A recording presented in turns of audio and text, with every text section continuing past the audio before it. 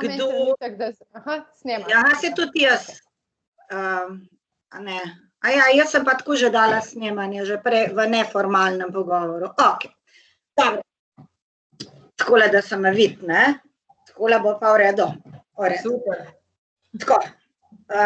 Najprej bi vas tako uradno vse lepo pozdravila. Učenci, upam, da uživate na današnjem ustvarjalnem tehniškem dnevu. Najprej bi med nami lepo pozdravila Trboveljčanko, našo današnjo gostjo, Jano Mlakar Adamič. Lepo pozdravljena še enkrat, Jana. Pozdravljena med učenci in učitelji osnovne šole Tončke Čeč na Plevčkovem hribu, kot se radi pohvalimo. Torej, danes imamo tehniški dan z naslovom Moj kraj, moj šef, ne, si rekla, da moram reči. Bi bilo bolj primerno, kakor šef. Ja, saj učenci vejo, kaj ta beseda pomeni, da to ni ti šef v razredu, ne učitelj, ampak da je to ti šef v kuhinji, ne, recimo. Mojster, ne. Smo organizirali tale današnji tehniški dan. Sodelujemo namreč na tečaju Turizmu pomaga lastna glava. Lansko leto smo dobili zlato priznanje, upajmo, da ga bomo letos tudi, ne. Razmere nam na žalost ne dopuščajo, da bi ta dogodek izvedli v živo, zato smo se pač odločili, da bomo pač naredili en tak virtualni kulinarični dogodek, ne. Kaj pa je v bistvu naše delo danes, da predstavimo staro v novi obleki, preobleki. Tukaj mislimo predvsem na hrano, staro hrano, na staro pijačo, na prehranjevalne navade, na pridelovanje, na razne pogrinjke in tako naprej. In vsemu temu bomo poskusili mi danes, oziroma vi učenci, ne, dati neko novo preobleko. Imeli ste že 2 delavnici in zdaj bom jaz kar poklicala nekoga, ki nam bo predstavil prvo delavnico. Pa upam, da bo tisti, ga bom tako izbrala, da ne bo žalosten, ampak vesel, da sem ga izbrala. Pa bom rekla takole, recimo, kar nekdo je tukajle. Ula, a boš vključila, prosim, mikrofon? Ja. Zdravo, Ula. A nam prosim na kratko poveš, da bo naša gostja vedela, kaj ste počeli v prvi delavnici, prosim?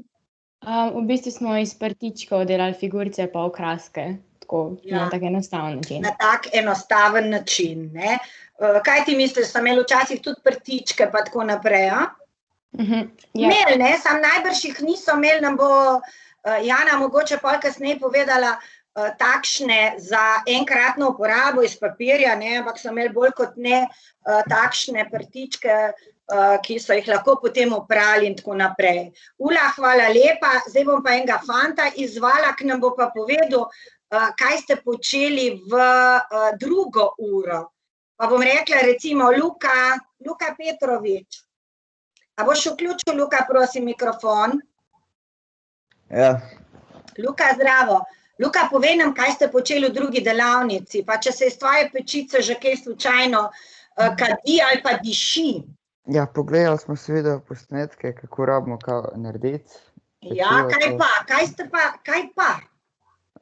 Se kje spomniš, kaj je na tistem listu pisalo? Kaj so včasih babice, ki so pekle v krušnih pečeh, oziroma ženske rudarske žene, kaj so delale, ko jim je ostalo malo testa?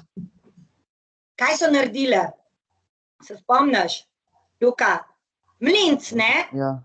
Ja, mlinc so naredile in zdaj smo pa mi ta mlinc preimenovali. Hvala, Luka, ti bo malo Jasmina pomagala. Jasmina? Ja.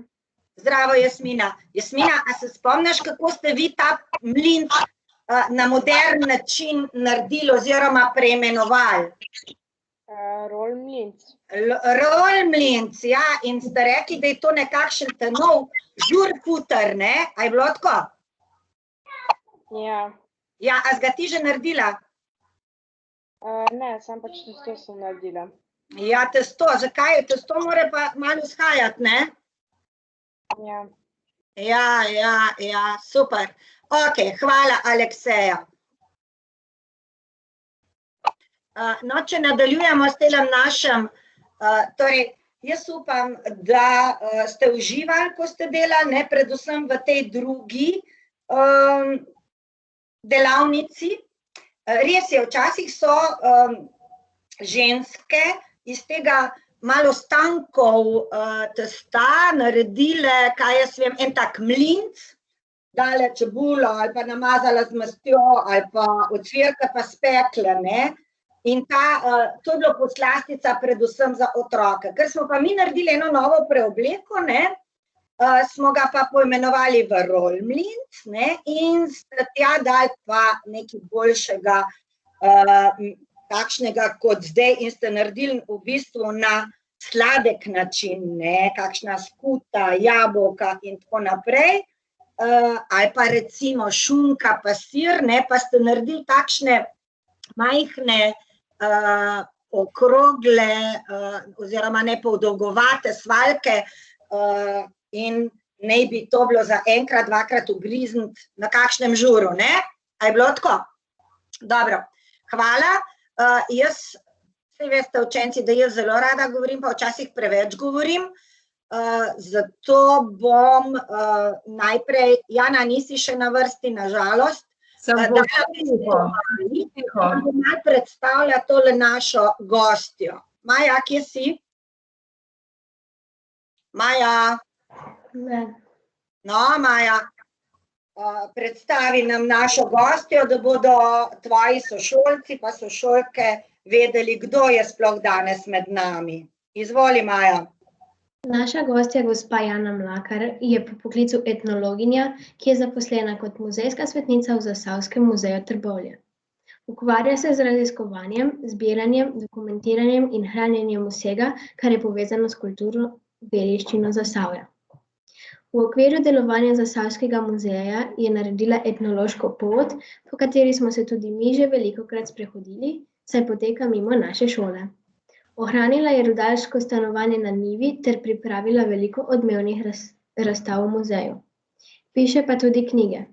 Zelo znana je njena knjiga Teknilo nam je, v kateri predstavlja prehranjevanje rudarjev, piše o hrani na splošno, o nakupu živil, opisuje kuhinjo v delavskih stanovanjih, govori o pripravi ozimnice, o tem, kaj in kako so sami pridelovali in še mnogo več. V knjigi pa so predstavljene tudi jedi, ki so jih pripravljale žene prvih zasavskih rudarjev.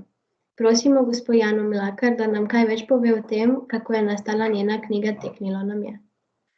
No, hvala lepa, Maja. Jana, no, zdaj pa končno prišla na vrsto. Ja, super. Beseda je tvoja. No, hvala lepa Maji za tako lepo predstavitev in Marjana tebi za povabilo. Me veseli, da sem danes lahko z vami in da vam lahko malo več povem o tej knjigi Teknilo nam je, če vas res to pač zanima. No, ta knjiga Teknilo nam je bila izdana leta 2004, to se pravi, da je zdaj že kar precej let nazaj. Letos smo se celo pogovarjali o nekem ponatisu, ker kot veste, drugo leto bo Slovenija prestolnica kulinarična destinacija pravzaprav, ne? In je bilo k temu usmerjeno tudi to, da bi morda ponatisnili knjigo. Žal imamo druge načrte, mogoče kdaj v prihodnosti. Je pa knjiga do sedaj res že doživela 3 ponatise. Zakaj v tej knjigi gre? Oziroma mogoče najprej, Maja je že povedala približno nekaj stvari o knjigi. Morda najprej to, kako je sploh do te ideje prišlo, oziroma zakaj smo naredili takšno knjigo, kot smo jo. Leta 2000 sem jaz postala mentorica. Leta 2000 sem postala mentorica na Univerzi za 3. življenjsko obdobje. Zdaj, jaz ne vem, če dijaki oziroma učenci vedo, kaj je to Univerza za 3. življenjsko obdobje. To je neka bolj neformalna oblika druženja starejših občanov, ki potem, ko se upokojijo, so še polni idej in zagona in bi nekaj počeli. In potem se v študijskih krožkih ljudje po svojih interesih združijo in se pač odvijajo neki programi. No in tako sem jaz padla noter v ta nek etnološki krožek. In kaj kmalu se je pokazalo, da imam srečo, ker je bila to ena zelo luštna ekipca. Prvo leto smo se mi pogovarjali o praznikih. Imeli smo zelo demokratično šolo, namreč tako, da so si moji dijaki, moji študentje sami izbrali, kaj bi radi poslušali in rekli so, da bi bili to prvo leto vse, kar pač vemo o praznikih in etnologiji. No, in kot veste, so prazniki zelo, zelo v tesni povezavi s prehrano. Torej, kakorkoli smo že obračali te praznike, vedno je bila nekje potem pa še prehrana. Kaj pa smo takrat jedli? No, druga stvar pa je bila, da so se ta naša predavanja končevala tamle okrog 12 in smo bili vsi že lačni. In vedno, na vsakem predavanju smo na koncu govorili o hrani. In potem sem jim jaz rekla, lejte, če se tej hrani ne moramo izogniti na noben način, potem pa dajmo iz tega nekaj pametnega narediti. Takoj so bili za to in jaz sem dala to raziskavo o prehrani med muzejske projekte. Skratka, zatem je stal muzej in sama sem se lotila monografskega dela te raziskave o prehrani. Če boste kdaj knjigo pogledali, boste videli, da je sestavljena tako, da so prva poglavja so recimo zgodovinska. Kakšno hrano smo v Zasavju poznali skozi zgodovino, to se pravi od fevdalne dobe pa še prej in do današnjih dni. To je v najtesnejši povezavi seveda z geografsko lego, torej to v prevodu pomeni, kaj na tem območju sploh zraste. Od tega je odvisno, kaj bomo jedli. Potem je velik del prvega dela knjige posvečen kuhinji. Kakšna je črna kuhinja, kakšna je bila delavska kuhinja, kje so se učile gospe veščine kuhanja, čiščenja in take zadeve. Potem pa je posebno poglavje namenjeno nabavi živil. Kot bomo kasneje prišli do samega sklepa, bomo videli, da je bilo v Zasavju pač mnogo pomembnejše, kje vzeti, kot kako pripraviti. Torej je poglavje nabava živil zelo pomembno, no potem pa smo vključili v ta del še nabavo ozimnice in pa porabo in razporejanje s prehrano. Drugi del knjige pa so recepti in teh je 196 in to so recepti za preproste, vsakdanje, sitostne jedi. Pogoj za uvrstitev nekega recepta v naš seznam je bil, da so ga moji slušatelji, torej konzumenti ali njihovi starši, premnogokrat preizkusili v praksi. Rekli smo si, da tukaj ne bo ničesar fancy špensi, ne gremo se tort in tega, ampak tisto prehrano, ki so jo dejansko vsak dan jedli. Zdaj, navidezno mogoče lahka naloga, v resnici pa pravzaprav niti ne. Namreč ta raziskave prehrane so težke, najmanj zato, ker naš dokazni material takoj izgine.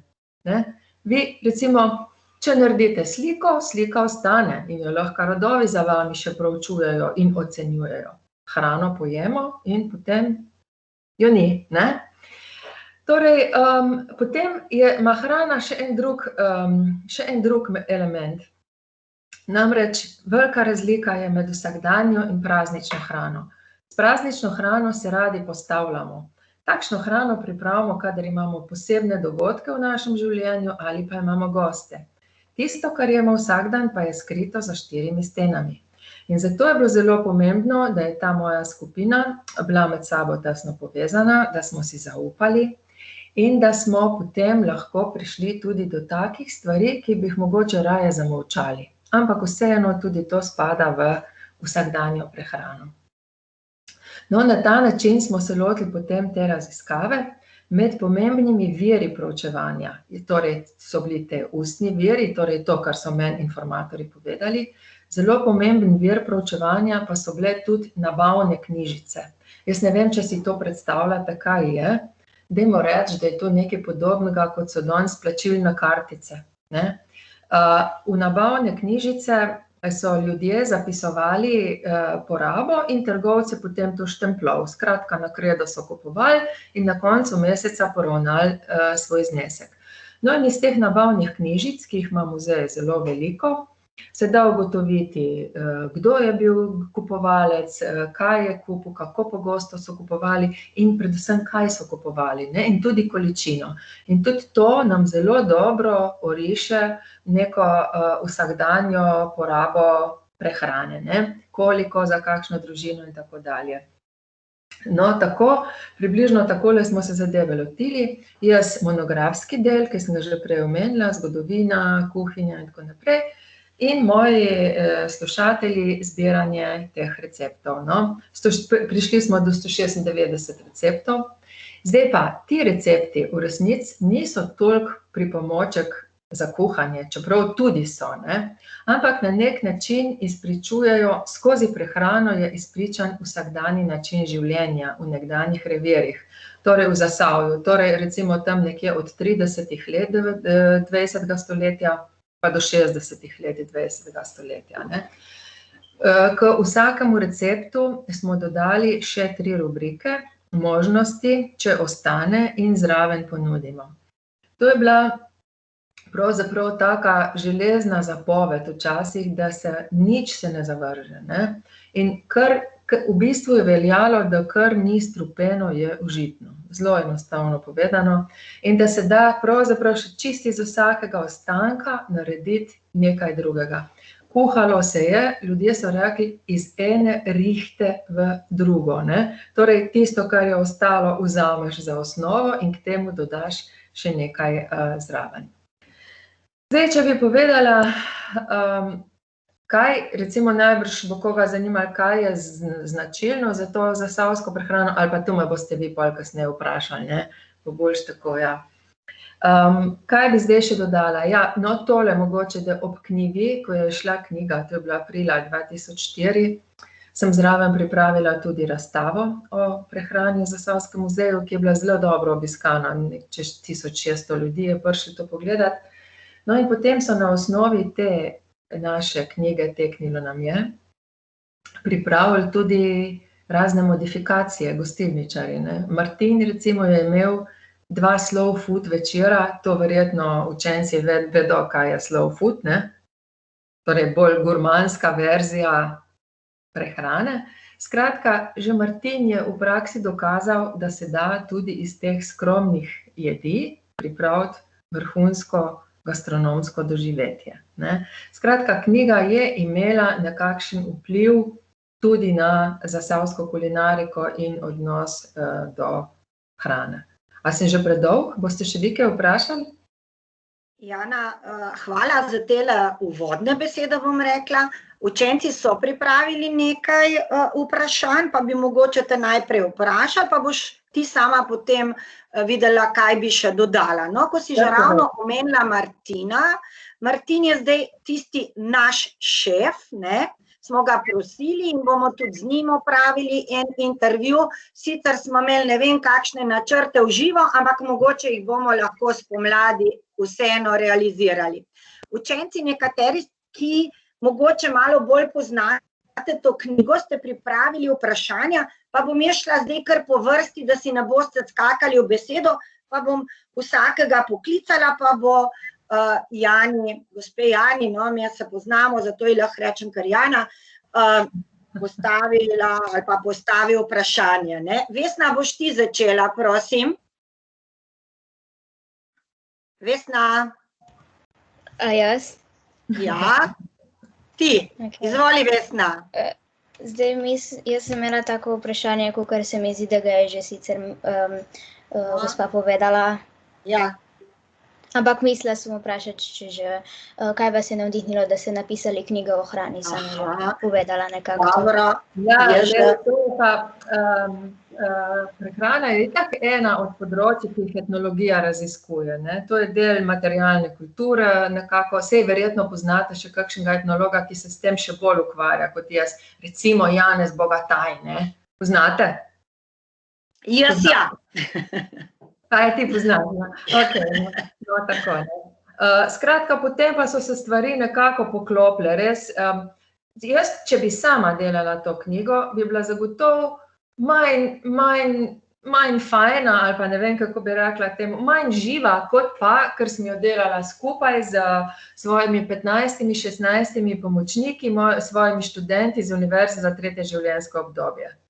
Tako, no. To, drugače pa, kaj me je navdihnilo? Ja to, ne, da v bistvu skozi prehrano, da je prehrana tisti medij, skozi katerega lahko opazujemo vsakdanji način življenja, ne, neke skupine. Za nas, kot veste, pač v našem okolju je prevladujoča socialna skupina, so pač rudarji in delavci. In mi smo v tej knjigi predstavili prehrano, kakršno so po večini jedli v teh rudarskih kolonijah, ko ste že omenjali prej etnološko pot, ne. To je to, ne. Na tem mestu se to dvoje poklapla, arhitektura in hrana. Dobro, hvala. Maša, boš ti naslednja, boš zastavila vprašanje? Jaz namreč teh vprašanj ne poznam in zato, ker so si jih otroci sami izmislili, kličem tako, kot imam otroke napisane. Maša, izvoli. Hvala. Maša. Katera jed po vašem mnenju najbolj predstavlja Trbovlje? Ja, to je pa težko vprašanje. Težko bi rekla, mogoče je najbolj znan funšterc, ne? Ampak drugače gre pri nas v glavnem za tako imenovane sitostne jedi. Ali pa dajmo reči, v bistvu so vse te jedi, ki so nekako značilne za Zasavje, skromne. In takšne jedi pravzaprav poznajo v vseh okoljih, kjer ni bilo obilja, ne. Za nas so značilne neke jedi iz okopavin in pa močnate jedi. Torej tisto, kar naredimo iz neke moke, koruzne, črne in tako naprej, govorimo o žgancih in podobnih zmeštrancih, ne, in pa o krompirju, pa repa, pa zelje. Skratka, to poznajo vsa okolja, kjer ni obilja, ne. Umetnost pa je bila, kako potem to skromnost pripraviti na okusen način. In zdaj naloga današnjih šefov, recimo, je pa ta, ne, da to dvignejo še na višji nivo. A sem odgovorila, ali ne? Si, mislim, da zelo dobro. Staša, naslednja si, izvoli, Staša bo zastavila vprašanje. Staša. Aha, se že oglaša, izvoli, Staša. Ja, Bravo. ali na splošno radi kuhate?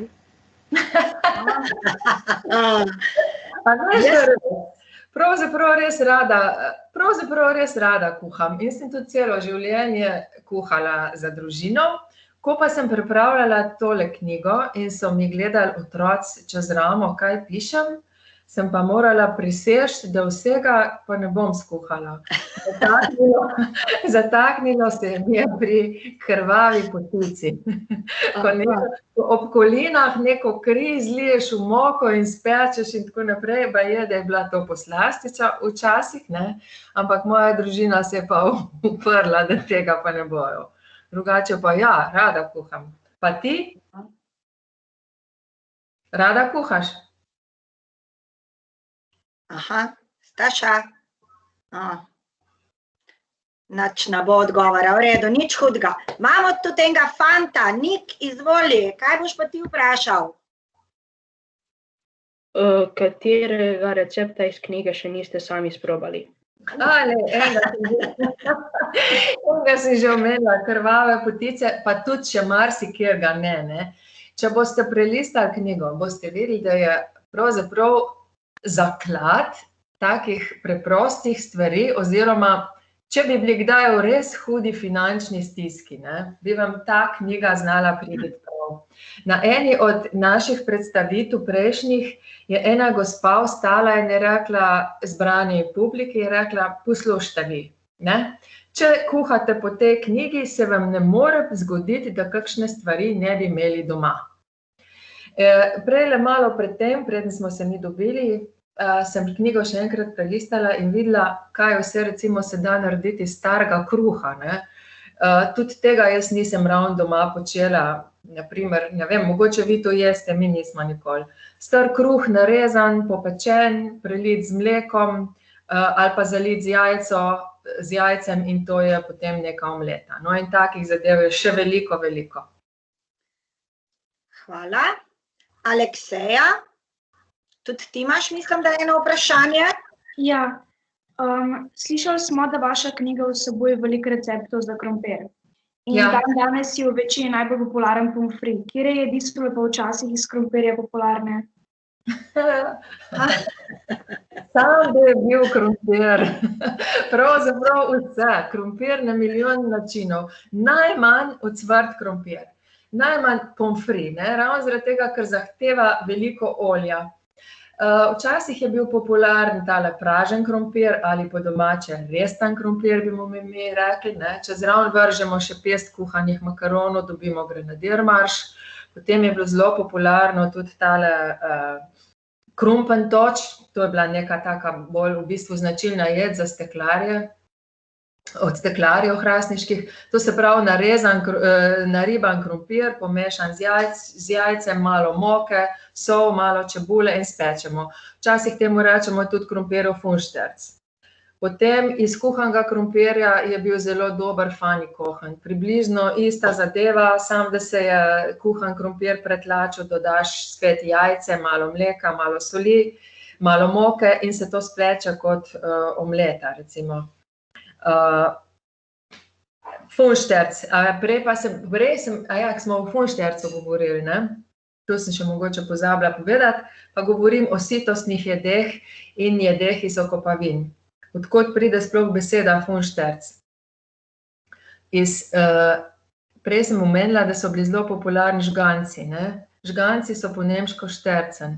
Fane je pa ponev. To se pravi, funšterc je kakor žganci v ponvi, no. To bi bil en tak enostaven, približen prevod. Ja, tako. Ja, no bo pa kar Neža naslednja, ki ima tudi zanimivo vprašanje, ker mi ga je poslala danes. No, Neža, daj zastavi te vprašanje, gospe Jani. Na koncu vaše knjige imate napisanih nekaj starinskih izrazov, ki jih ne poznamo. Ali bi nam lahko katerega razložili, kot na primer godla, ki ga katerega osebno ne poznam? Godla.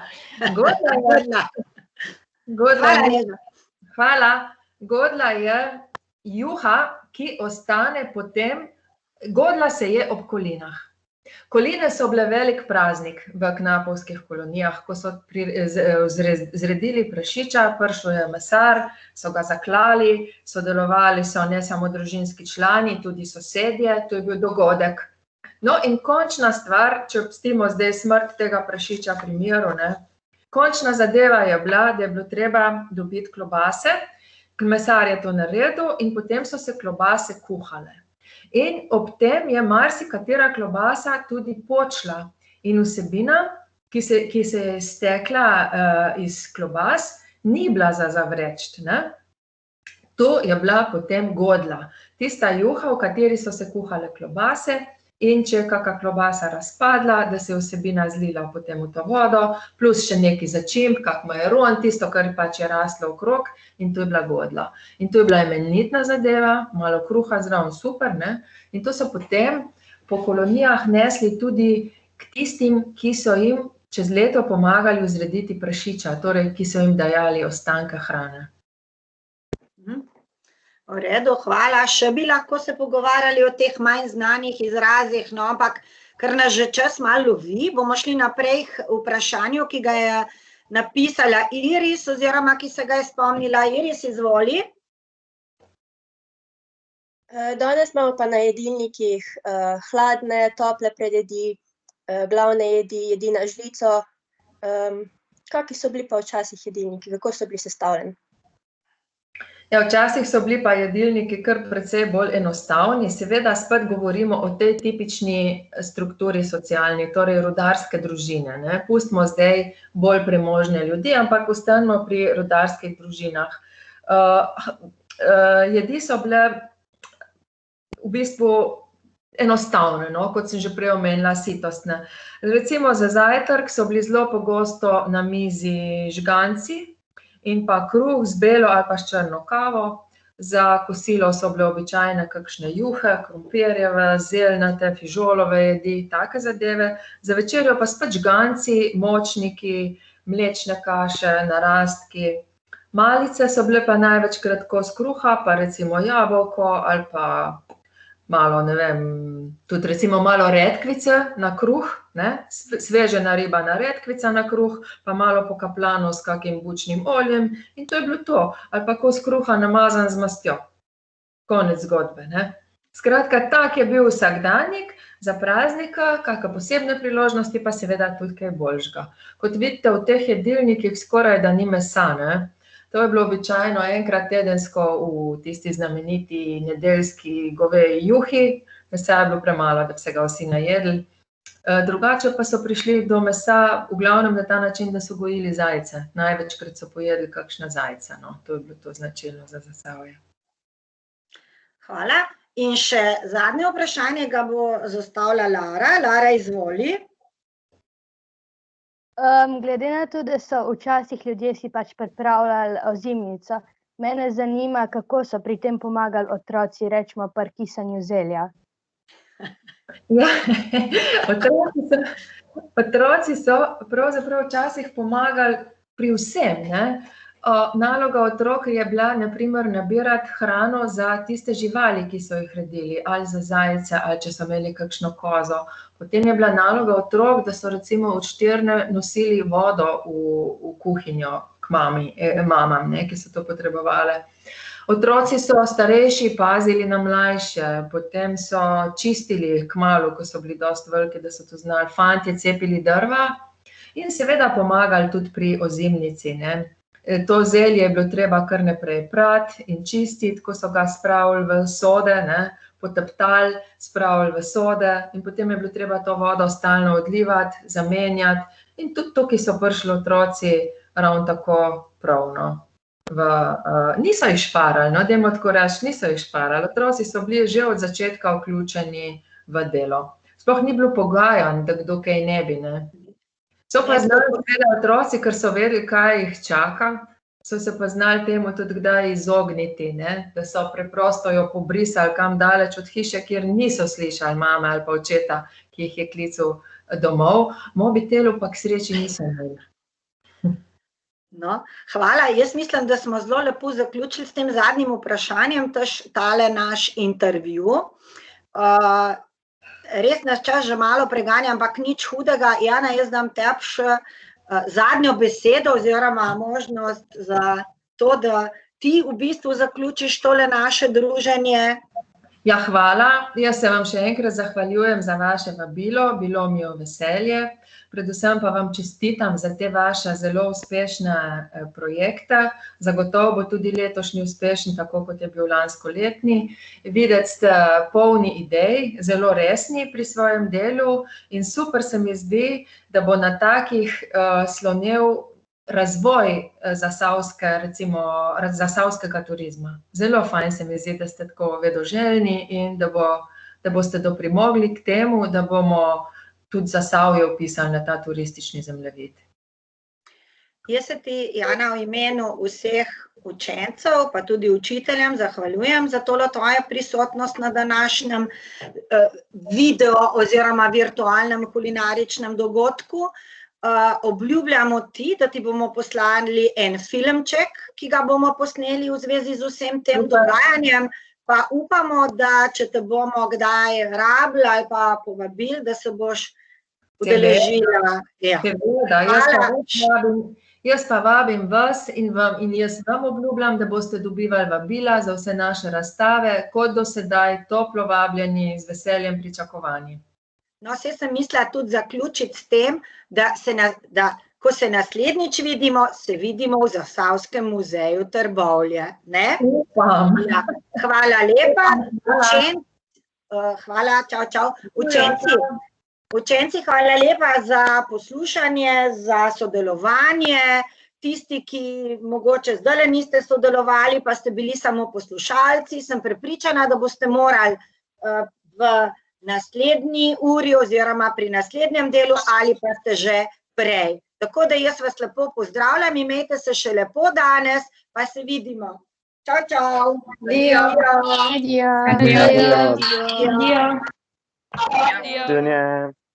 Jana, hvala še enkrat neuradno, da je bilo v redu, ne? Ja, boš ti povedala, če je bilo. Ja.